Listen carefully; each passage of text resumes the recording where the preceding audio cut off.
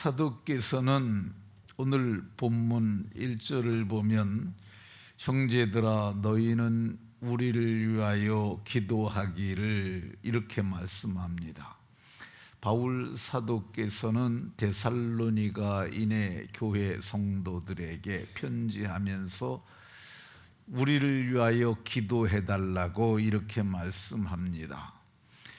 데살로니가인의 교회에 기도를 요청하는 이유는 그들이 형제들이기 때문에 그렇습니다. 형제가 되려면 몇 가지 공통 분모가 있어야 하는데, 아버지가 같아야 하고 피가 같아야 하고 한 집에 살아야 하고 한 솥에 밥을 먹어야 형제가 됩니다. 그런데 바울 사도는 태어날 때부터 혈통적 유대인이고 데살로니가인의 교회 성도들은 다 이방인들입니다. 그런데 그들을 바울 사도께서 형제들이라고 부릅니다. 우리가 형제가 된 것은 데살로니가인의 교회 성도들이 바울 사도와 형제가 됐던 것처럼 우리들도 이방인이지만 저들과 형제가 되었습니다. 그 이유가 뭐냐? 하나님을 아버지라고 부르기 때문이죠. 예수의 피로 가까워졌기 때문입니다. 우리가 하나님의 집에 살며 또 우리가 하나님의 말씀을 신령한 양식으로 같이 받기 때문에 우리는 형제들입니다. 성경은 믿는 자 두 사람이 합심하여 기도하면 예수님께서 말씀하시길 하늘에 계신 내 아버지께서 너희를 위하여 이루게 하실 것이라고 말씀하셨습니다. 두 사람만이라도 합심하여 같은 마음, 같은 생각, 같은 뜻을 가지고 기도하면 하나님께서 이루게 하시겠다고 말씀하셨습니다. 그럼 사도께서 기도하시는 요청이 어떤 거냐? 1절에 보면 주의 말씀이 너희 가운데서와 같이 퍼져나가 말씀이 확산되기를 위해서 기도했고요, 주의 말씀이 너희 가운데서와 같이 퍼져나가 영광스럽게 되기를 기도해달라고 요청했습니다. 바울 사도께서 기도를 요청하시는 내용은 2절에 보면 우리를 건져 주시옵소서 하라 이렇게 말했습니다. 우리를 건져 주시옵소서 하라고 하셨습니다. 우리를 어디서 건져 달라고 하시냐? 부당한 사람들입니다. 부당한 사람들.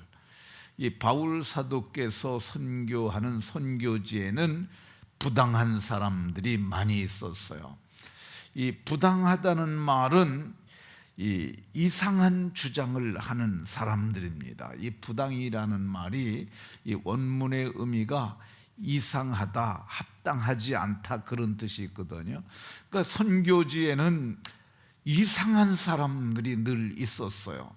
그리고 합당하지 않은 말을 하고 합당하지 아니한 주장을 하고 합당하지 아니한 행동을 하는 흡사 제정신이 아닌 사람들이 있는데 그 사람들에게서 건져 달라고 이렇게 기도해 달라고 부탁을 했습니다. 실제로 사도행전 17장에 보게 되면 데살로니가에서 복음을 전할 때 새 안식일 동안 회당에서 성경을 풀어서 저들로 하여금 예수 그리스도가 해를 받으시고 마침내 십자가에서 우리의 죄를 대속하는 그리스도의 복음을 전할 때 이 부당하고 악한 사람들이 거기에 있었어요.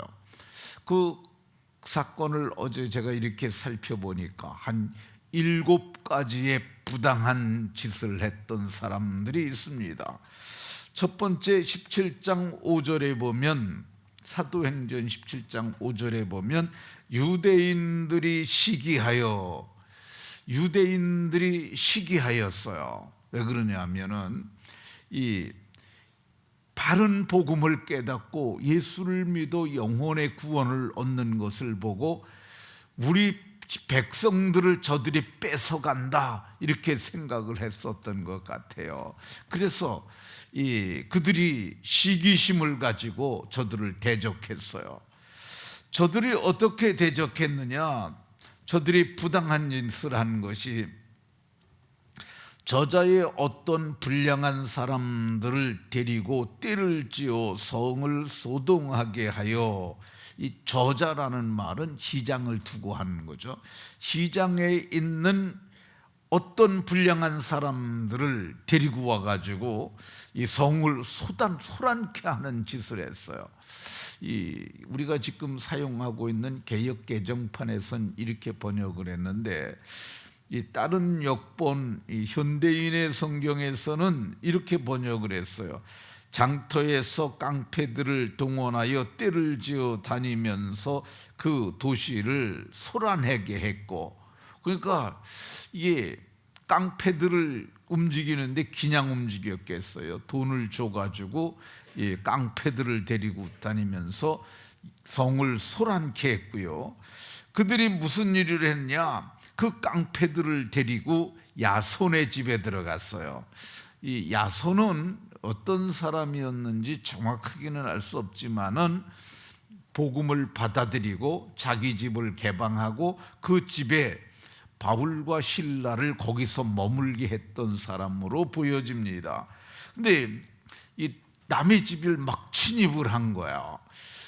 다른 역본에서는 이 야손의 집을 덮쳤다 이렇게 표현을 하는데, 근데 그게 부당한 짓이죠. 남의 집을 쳐들어가서 그 바울과 실라를 끌어내서 어떻게 하려고 그랬으니까 이게 부당한 짓이죠.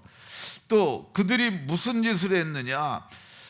그들을 백성에서 끌어내려고 찾았으나 백성에서 끌어내려 가지고 폭행하고 모욕 주고 어쩌면 죽이려고 했을지도 모릅니다. 그러니까 이 부당한 집 일에서 자기들을 건져달라고 했습니다. 6절에 보면 바울과 실라가 아마도 야손의 집에 없었던 모양입니다. 그러니까 야손과 몇 총재들을 끌고 읍장 앞에 가서 소리질러, 그러니까 바울과 실라가 없으니까 야손이 있었고 그 집에 믿는 형제 몇이 있었던 것 같아요. 그러니까 그 사람들을 끌고 가가지고 그 읍장에게 가서 소리를 질러서 고소했다고 얘기를 합니다. 고소의 내용이 뭐냐면 거짓 증언이죠. 천하를 어지럽게 하던 이 사람들이 여기 왔다고 얘기를 합니다. 이 천하를 어지럽힌다는 표현이 전복이라는 뜻이에요. 어지럽힌다는 사람이 말이 원문의 의미는 뒤집어 엎는 거야. 이게 좋게 생각하면 개역자라고도 볼 수 있지만 나쁘게 생각하면은 혁명을 하는 사람들, 그런 식으로 고소를 한 것을 볼 수가 있습니다. 근데 여기서 천하를 어지럽혔다는 표현이 아주 나쁜 사람들이라고, 선동하고 세상을 뒤집어 엎는 그런 사람들이라고 이렇게 부당하게 거짓 증거했습니다. 7절에서는 이 사람들이 바울과 실라를 두고 하는 사람들이죠. 이 가이사의 명령을 거역하여 다른 임금 예수가 있다 하더이다. 근데 다른 임금 예수가 왕이라는 표현은 맞지만은 여기서 얘기하는 이 바울 사도가 얘기했던 예수가 왕이 되신다는 의미는 그게 하나님의 그리스도로 기름 부음을 받은 삼중직을 가진 왕도 되시고 제사장도 되고 선지자가 된다는 그런 의미지, 이 세상을 전복해서 가이사르의 나라를, 가이사가 통치했던 로마를 무너뜨리려는 사람이 아님에도 불구하고 그들이 뭐라고 그랬느냐? 가이사의 명령을 거역하는 사람들이라고 그랬거든요. 이것도 부당한 얘기입니다. 그러니까 이 바울 사도께서 우리를 이렇게 부당하게 하는 사람들에게서 좀 건져주라 이렇게 얘기를 했고, 또 어떤 사람들로부터 건져달라고 그랬느냐, 악한 사람들에게서 건지시옵소서 했습니다. 이 악한 사람들은 이 악한 자의 자식들이죠. 근데 이 악한 사람들은 마음이 악하니까 악한 것이 나오고, 그러니까 마음이 악하니까 악한 말하고 악한 행동이 쫓아오는 사람들인데, 이 사람들을 본문에서는 믿음은 모든 사람의 것이 아니니라, 우리가 갖는 이 믿음을 저들은 가질 수 없는, 그러니까 믿음의 반대편에 있는 사람들이라고 이렇게 말을 했습니다. 왜 이 사람들이 믿음의 반대편에 있는 악한 사람들이냐? 이 사람들은 악한 자의 아들들이요. 예수님이 마태복음 13장에서 거기에 보면 천국에 대한 7가지 비유를 말하는데, 이 밭은 세상이요 좋은 씨는 천국의 아들들이요 가라지는 악한 자의 아들들이요 그랬는데, 이 사람들은 악한 짓을 하는 것은 악한 자의 아들이기 때문입니다. 근데 왜 이들을 악한 자들에게서 건져달라고 말하느냐? 이 악한 자들이 하는 악행 때문에 그렇습니다. 그 악행은 이 상황에 따라서 다 달라져요. 그러니까 어쨌든 악하고 나쁘고 부당한 짓을 하는데, 그들이 하는 짓을 에베소서에 보면 6장에서 악한 자의 모든 불화살을 얘기를 합니다. 악한 자들이 불화살을 쏘아대는 거야. 그러니까 화살만 해도 우리가 화살에 맞아도 중상을 입는데, 그게 불을 붙여서 쏘니까 그게 우리를 불살라 버리려는 아주 나쁜 사람들이죠. 이 사람들에게서 건져 주시옵소서 이렇게 기도해 달라고 하였습니다. 지난달 21일에 이 아프리카에 보면은 아프리카가 있습니다. 아프리카가 당근처럼 이렇게 생겼어요. 배추꾸랑지가 더 가깝겠습니다. 이렇게 생겼습니다. 그리고 아랫부분에 마다가스카라라고 하는 섬이 있어요. 거기에서 우리 선교사 2분이 별세를 했습니다. 그러니까 우리 선교사들이 거기서 뭐 했느냐 하면, 그게 마다가스카라라는 섬이 인구가 한 3,200만 명 정도 되는 국가예요. 섬나라인데 거기가 후진국입니다. 너무 사는 게 어려운 거야. 그러니까 거기 가서 이 먹고 사는 문제를 해결해 주려고 농업 선교를 하는 분들이었어요. 그래서 농사법 가르쳐 주고, 어떻게 농사지면 소출이 많아진다 그거 가르쳐 주고, 그러면 당신들이 이거 갖고 배불리 먹고 살 수 있다. 그러고 그 예배당에서 거기서 주일날은 예배해서 복음을 가르쳐 주고 그런 사람이었는데, 그 두 사람이 예배당에서 죽었어요. 총으로 죽이지 아니하고 아마도 칼로 죽인 것 같아요. 그래서 병원에 가는 중에 2분이 다 별세를 하셨어요. 참 안타까운 일이죠. 이게 부당하고 악한 자들에 의해서 선교사들이 죽은 겁니다. 그러면 이 악한 자들은 도저히 소망이 없을까? 그렇지는 않다고 저는 생각이 듭니다. 사실 저도 부당한 사람이었고, 저도 예수님 믿기 전에는 부당하고 악한 사람이었습니다. 그런데 긍휼이 풍성하신 하나님께서 마음을 열어서 복음을 듣고 깨닫고 믿어서 구원을 얻게 하셨습니다. 근데 악한 사람들이 왜 악하냐? 양심이 악하니까 삶이 악한 거야. 그러니까 예수님을 믿고 복음을 깨닫고 마음에 예수의 피가 뿌려지게 되면 악한 양심으로부터 벗어나, 그래서 우리가 선한 양심을 갖고 바른 삶을 살 수 있습니다.